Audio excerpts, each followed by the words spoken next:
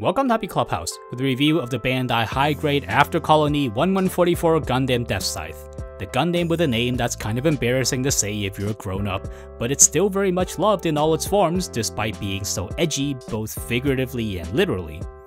And with this, Bandai is now 4/5 of the way in completing the entire Operation Meteor Gundam lineup with only the Shenlong still missing, so hopefully we won't have to wait that long.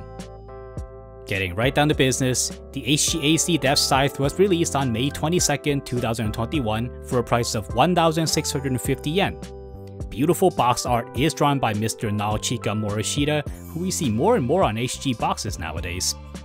The box measures 30 by 19 by 5.5 centimeters, so it's a little bit thin for an HG kit. The short side of the box tells us that this is the 239th kit in the modern HG line, and we get the same artwork as the front of the box. The long side of the box gives us a rundown of all the impressive gimmicks and the accessories in this kit, and some of it is really quite impressive as we're gonna see later. And the other side has some in-universe info on the Deathscythe along with a scene from the first appearance in the animation where he slices through the bridge of a battleship. Inside the box, we get the Deathscythe spread across 8 runners, with one of them being the polycaps. And here we need to take a closer look at the runners and snoop around a little bit. On this gray runner here for the scythe, we have gates here and here, which eliminates all of this section right here, leaving the parts on this side which, you guessed it, are all parts that are shared with the Deathscythe Hell. If we do the same and look at this white runner here, the gates eliminate this small section right here, leaving these parts of the legs that are also shared with the Deathscythe Hell. They even have gates on the lower part here that will expand the runner into other new parts. So yes, Bandai has at least made all the preparations for when they want to make the Deathscythe Hell. Okay, going back to the kit itself, we have this sheet of foil stickers with one here for the eyes, and then one for the front camera on the head, and then the smaller one for the back of the head. Then it's just this red V that goes under the crotch area, and that's all for the stickers.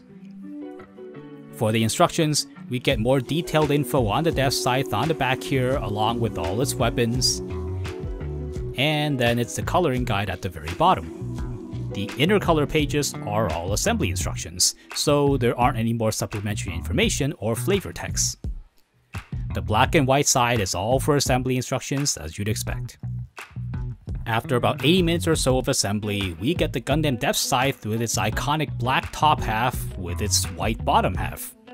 The shoulders help sell that bat wing and slightly grim look, and all of this comes through in its wonderfully modern proportions. No, seriously, take a look at it next to the older kit right here in Schizophonic's photos. It really makes you appreciate just how much Gundam kit proportions have evolved over the years. And we also have to talk about the wonderful color separation, starting with the yellow rims on the shoulders here, that's all done in plastic. And then even these little gray details here are their own pieces. Then we have the front skirt here, which is done with gray panels. And then we can see on the backpack here with its 2 tones of different gray that's used on the kit. Most of the Gundam wing line has been exceptionally color accurate, and the Deathscythe here is no different.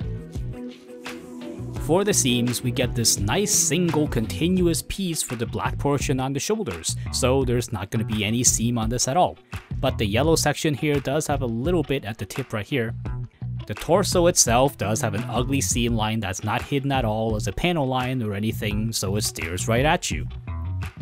The forearm has a small seam right here, both at the front and on the back. The lower legs are a little bit strange, where on the front here you can see this panel line hiding the seam, but on the back the split just runs right down the entire length of the thing, and it really is a little bit ugly. Okay, so now that we got the complaints out of the way, let's have a look at some interesting gimmicks starting with the shoulders here. You see, if you swivel the thrusters, the small vent on the inside here also swings into the shoulder armor. So what's this for? This is to give the arm extra room to swing outwards when it needs, and that moving air vent is a very elegant and clever solution that gives us both great looks and flexibility. Next up, we have the Buster Shield, which is fully colored in plastic and it looks marvelous. it has all the thruster details along the back, and on the bottom, we not only get the peg that connects it to the arm, but we also get a 3mm hole to let you pose it on a stand. The blades at the front are geared, so they move in tandem when you open one of them. That reveals a space in between that accepts this clear green effects part, and with it, the Buster Shield can also function as a beam weapon. Eyes are naturally drawn to the Buster Shield, and it's good that this one on this kit is colored so nicely, and it's actually pretty fun to handle. And of course, we need to look at the beam scythe with this really long handle and the beam emitter at the very tippy top. The very top of the scythe is articulated, as you'd expect, though the mechanical details on the back, like the hydraulics, are just a static sculpt and they don't really move. You get 2 beam blades with this kit, in case it wasn't apparent enough that they're gonna make a Deathscythe Hell kit later on, and here you can just pick whichever one you like more to use. So here's a quick comparison on how they're different in length. So taking the shorter one, all you have to do is slip the end of the beam blade into the hole on the emitter, and the blade fits flush onto the weapon. It's really not a complicated thing at all, and if you rotate the beam blade into its fully upright position, you can have it as a spear or naginata sort of weapon, which really makes the Shenlong's beam glaive look like a joke. And here's what it looks like with the longer beam blade. And then we also get this separate scythe piece that's in its retracted form, which you can fit through this hole here on the back skirt to have it stored away. But if we look on the other side of this piece, we get this not so pretty sight with all these hollow spaces, and it really is quite ugly. It's too bad that they just add another panel here to make this part complete on both sides. And this is a good chance to take a look at the hands that we get. There's a closed fist here, and then the tilted holding hands, and then these open palms. The closed fists are nothing really special, we've gotten the same ones in all the Gundam Wing Gundams so far. And then we have the tilted hands, which work really well with this kit to give us some beautiful poses with the scythe mid-swing. The open palms will make any kit much more expressive, and in my book, they're always welcome. So next up is the Hyper Jammer, which is technically not a weapon, but is just what they decided to call the backpack. I mean, really, this is just another one of those no-budget make-believe gimmicks that I've complained so much about for the other Wing Gundam designs. But at least here, the 2 vents can move along the peg, and this actually makes the kit quite a lot more expressive when you pose it. The Hyper Jammer thing may be just them attaching a name to a couple of air vents, but the ones here actually do have some use when you pose them. Also, the big thruster here in the middle can be adjusted on its ball joint. Onto the articulation. Oh, and stick around for a really cool surprise here if you usually skip this part. So starting from the top, the head looks up only a little bit, and then it looks down quite a bit more. It turns side to side until the side of the head hits the collar around it. The shoulders swing out this much, and the entire arm can be adjusted on its ball joint.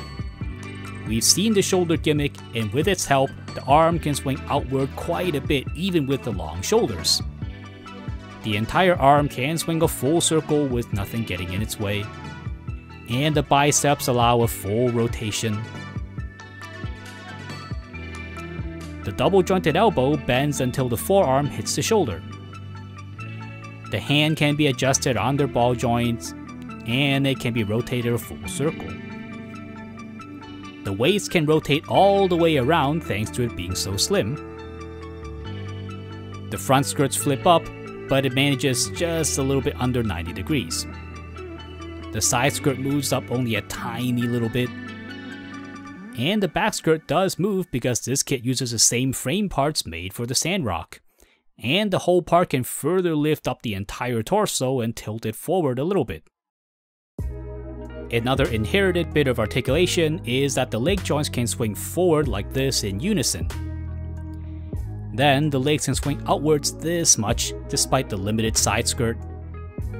Then the legs can rotate along the thigh. And the entire leg kicks up 90 degrees. And then not so much the other way around. The knee with this double joint gives us a somewhat underwhelming bend of just a hair over 90 degrees, but here's a surprise that I mentioned earlier. You see, there's actually a third hidden joint on the leg which is easier to see if we remove the knee armor. This entire joint can lift further upwards to complete the entire 180-degree bend. And it even locks with a ratcheted click when you push it back into place, so it's not going to bother you whenever you don't need it. This is the kind of innovation that I hope will make its way into more future HG releases.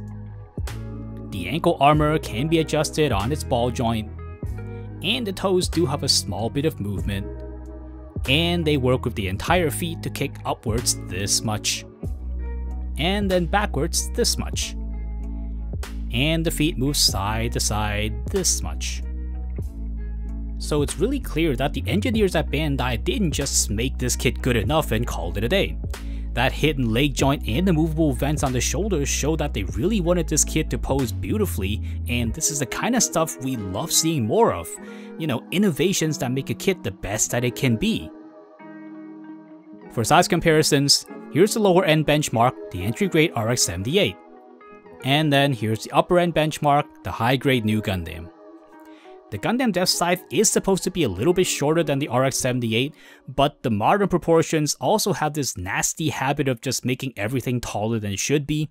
So here, the Deathscythe ends up being actually taller than the RX-78 when it really shouldn't be. Both of them are still pretty small next to the new Gundam though.